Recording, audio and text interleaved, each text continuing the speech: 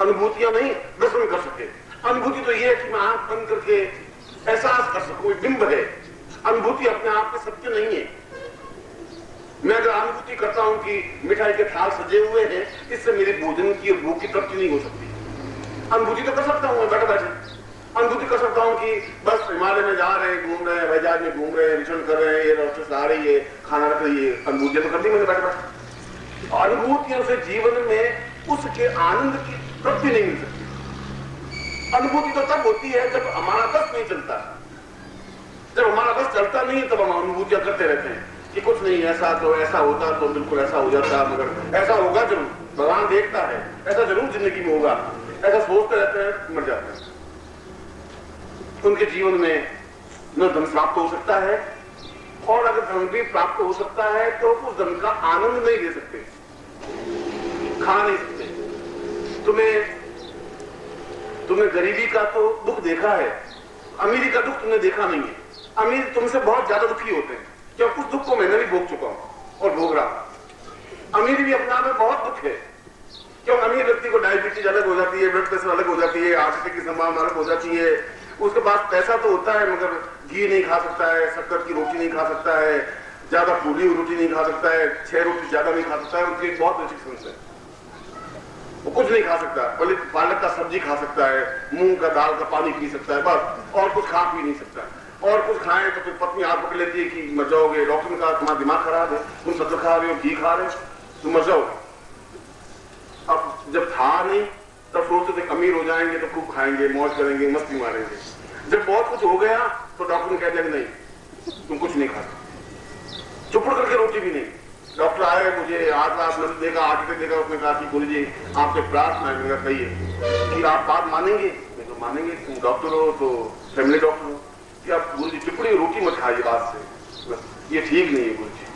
अभी तक पत्नी चुपड़ी रोटी डाल दी थी, तब वो भी बंद, बिल्कुल रुक रुक। बताओ अमीर में क्या सकता। मैं सोचता हूँ इससे गरीब ज्यादा सुखी, बेचारा 6 रोटी आराम से घूम चुप के खा तो सकता है, कभी महीने में एक आध बार भी सही। यहाँ तो 6 महीने में एक बार भी खाते हैं तो भी नहीं खा सकते। इसलिए दुखी तुम ही नहीं हो, दुखी अमीर व्यक्ति भी है। अब इस दुख से जब सन्यासी दुखी, भोगी व्यक्ति दुखी, भौतिक व्यक्ति दुखी, दरिद्री व्यक्ति दुखी और अमीर व्यक्ति दुखी, तो फिर सुख कहां है फिर? और अगर अनुभूतियां में सुख है तो अनुभूतियां तो वो दरिद्री व्यक्ति कर सकता है, क्योंकि जो भूखा होगा उसको पकवानों की अनुभूति रात को सपना आएंगे, और सपना नहीं सकते। वो गया है मिठाई की दुकान पर, गया है, मिठाइयां थाल सजी हुई है, वो गुलाब जामुन उठाता है, खाता है, 5 खाता है, पेट में हाथ लेकर आंख खुल जाती है, उसको वैसे ही सपना आएंगे। बहुत भोगी व्यक्ति होगा, अय्यासी व्यक्ति होगा तो सोचेगा कि एक परी आई आकाश से आती है, एकदम से हाथ पकड़ती है, बोल क्या इच्छा है, तो यहाँ क्यों बैठा है, चल मेरे साथ, तेरी पत्नी तो बहुत काली कर्म की है, वो आंख खुल जाती है। पत्नी कहते क्यों चिल्ला क्यों रहे हो, क्या हुआ तुम्हें, क्या हुआ? कुछ हुआ कुछ नहीं, तुम बीच में जगा दिया, सब कुछ बहुत शानदार हो रहा था। अनुभूतियां तो हो रही, अनुभूतियां हमेशा रिवर्स होती हैं। जो कुछ तुम्हें प्राप्त नहीं है उनको प्राप्त तुम स्वप्न के माध्यम से करते बस। अगर वो अनुभूतियां तुम्हें, भगवान की अनुभूतियां ऐसी अगर होने लगे तो वो तुम्हें फायदे करेंगे, क्योंकि तुम्हें भगवान मिल नहीं सकते, अनुभूति कर लेते कि कभी कभी भगवान दर्शन देंगे तो एकदम से। कभी अगर ऐसे भगवान शंकर काले सांप दिखाई दिया तो बहुत खुश हो गए, उसके साथ पत्नी को कहा कि तू सुन, आज तो बहुत काला सांप दिखाई दिया मुझे, यानी भगवान शिव बहुत प्रसन्न है और जरूर तरना आएगा। अब सीधा उससे जोड़ देगी, काला सांप तो यूं दिखाई दे दिया, रात को कोई बह रहा होगा, सांप दिखाई दे दिया, अब सांप को शंकर से जोड़ दिया, शंकर से धन से जोड़ दिया, तुमने सीधा अपना जोड़ कर अपना स्वार्थ पूरा कर दिया कि अनुभूति होगी सांप की, धन आएगा करना। ऐसे कई लोग आते हैं शिष्य कि गुरु जी गड़ा हुआ धन मिलेगा, तो तुम्हें कैसे मालूम पड़ा कि गुरु जी जरूर मिलेगा? मिले तो बहुत अच्छा है, मुझे भी खुशी है कि तेरी समस्या मिटे, परेशानी मिटे, तुम बार बार की बात हुआ क्या? उनका साथ सांप दिखाई दिया, सांप बिल में रहता है जमीन के अंदर, और जहां धन होता है वहां सांप रहता है गुरु जी, तो सांप दिखाई दिया तो धन दिखाई देगा गुरु जी। अब वो अनुभूति है। इसलिए अनुभूति, अगर लोग कहते हैं कि भगवान की अनुभूति होनी चाहिए, अनुभूति जीवन में पूर्णता नहीं दे सकती। इसलिए मैं कह रहा हूं जीवन में वो गालिब में कह रहा है कि साक्षात दर्शन हो, प्रत्यक्ष दर्शन हो, हम पूर्ण भौतिक जीवन व्यतीत करें और दर्शन हो। ये बड़ी अनोखी आश्चर्यजनक घटना है। ये तो बिल्कुल एक विपरीत बात है। अभी तक तो शास्त्रों में, वेद में, पुराण में, उपनिषदों ने ये कहा है कि अगर तुम्हें भगवान के दर्शन करने हो तो व्यस्त छोड़ो, सब पत्नी पुत्र का मोह छोड़ो और जंगल में जाओ, तपस्या करो, साधु सन्यासी बनो और भगवान का भजन करो, इतना मंत्र जाप करो, तुम्हें भगवान के दर्शन होंगे। हमने तो ये पढ़ते आए और मैं कह रहा हूं कि नहीं, ऐसा तो जरूरत नहीं है। गालिब कह रहे हैं आवश्यकता भी नहीं है।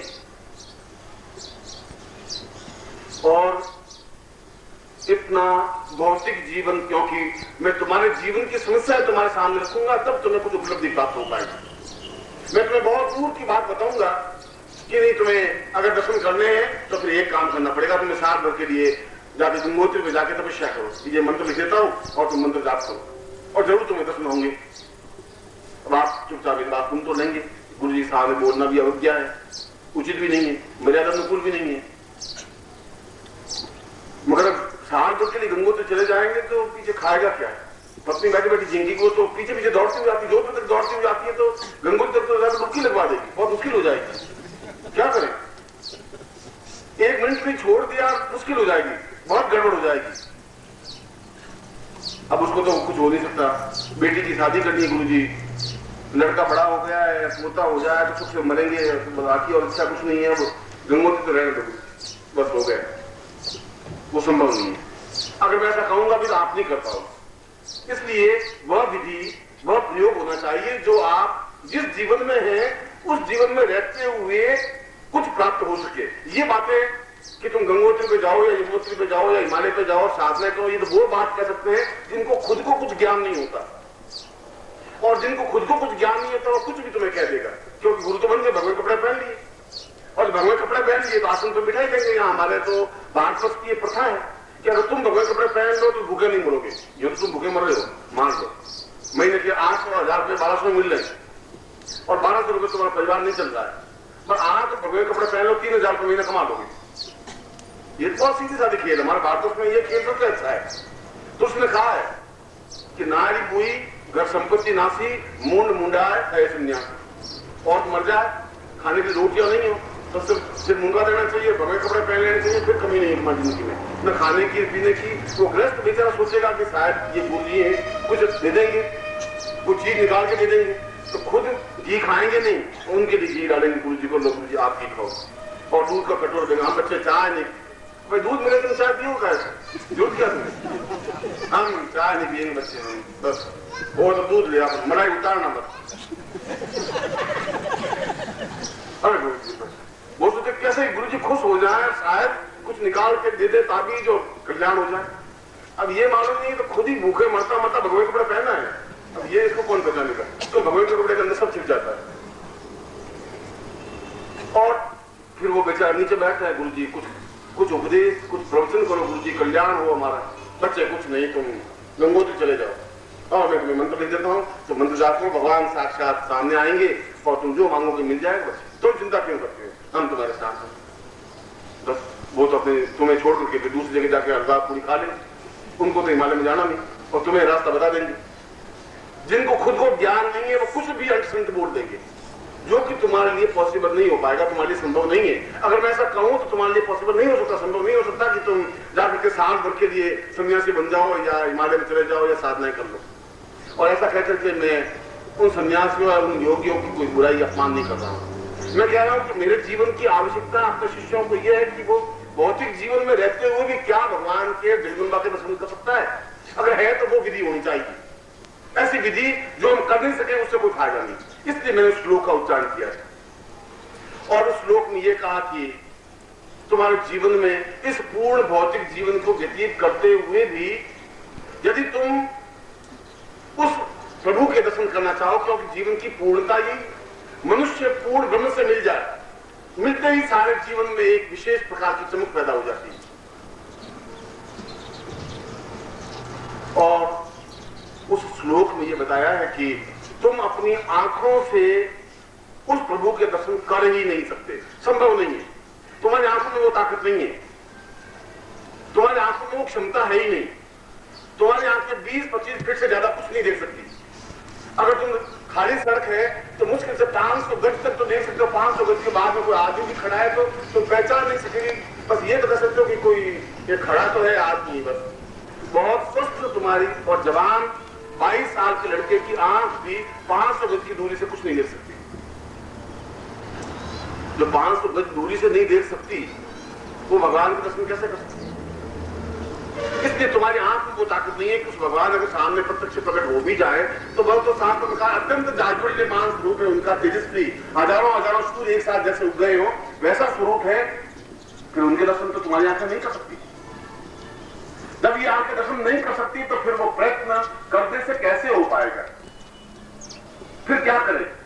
क्योंकि जीवन का उद्देश्य लक्ष्य तो ये है, ये जीवन और ये जो तुम जीवन जी रहे हो ये जीवन तो प्रत्येक क्षण हर एक मिनट के बाद तुम शमशान की ओर एक एक इंच बढ़ रहे हो।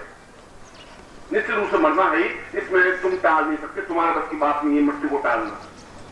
और आज तुम्हारी कुल आयु मान लो 70 साल की है और इसमें तुम 62 साल के हो गए हो, तो फिर 1 साल बाद 1 मील और चले शमशान की ओर, फिर धीरे धीरे शमशान की हो जाती 70 साल के 60 साल होते शमशान में जाके सो जाओ।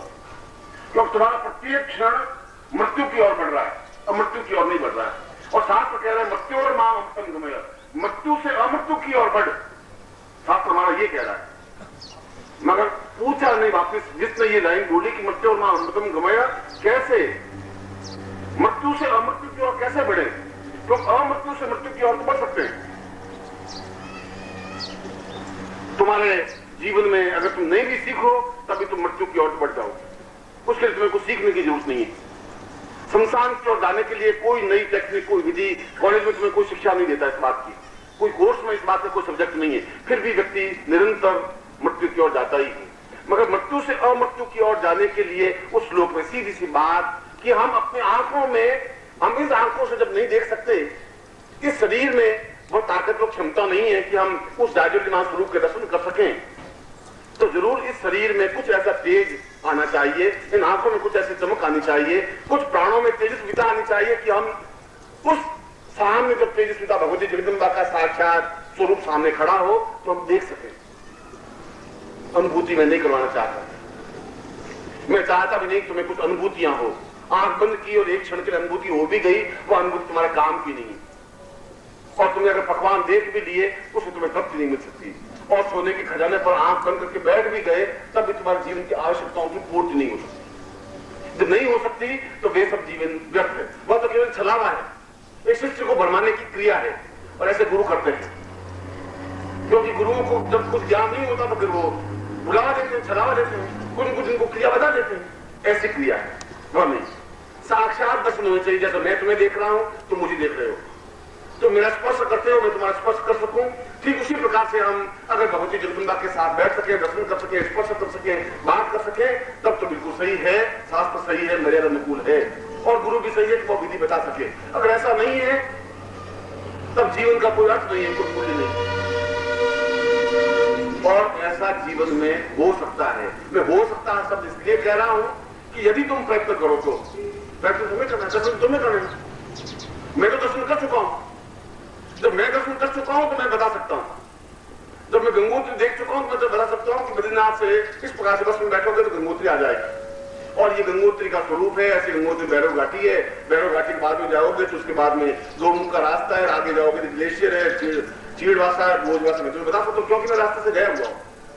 और जो गया हुआ नहीं है तो मैं तुम्हें पूछूं कि गंगोत्री से गौमुख जाने के बीच में क्या है, क्या है, होना क्या है, तो गंगोत्री से गौमुख चले जाना।